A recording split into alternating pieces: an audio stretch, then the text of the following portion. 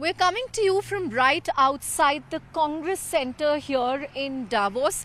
This is where all the sessions, the crucial sessions happen, all the catch-ups between important delegates happen.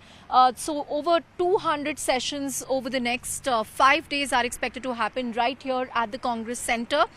Broadly, from a numbers perspective, there are going to be over 3,000 leaders from 130 countries around the world, 350 leaders of government, 60 heads of state. So that's the kind of mix that we are expecting for WEF 2025. But remember, the first day of Davos is actually going to be overshadowed by President Donald Trump's inauguration in the White House, which is going to see a bevy of tech leaders and other important leaders from around the world who are going to attend that. So the first day of Davos this time, 20th January, is going to coincide with Donald Trump's inauguration.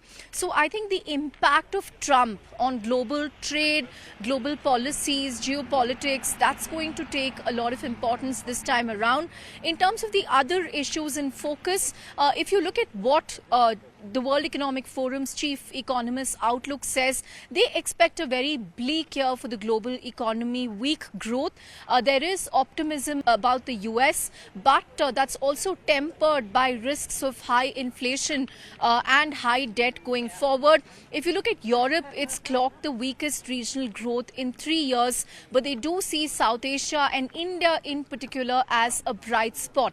Armed conflict, geopolitical tensions continues to be one of the top risks underlined by the World Economic Forum. But we'll really have to wait and see over the next few days, what kind of discussions happen, what kind of consensus they are able to reach, and what impact Trump will have. Because this is not expected to be just a short-term disruption, but a long-term risk, or rather a long-term shift in the way the world economy and the world order operates.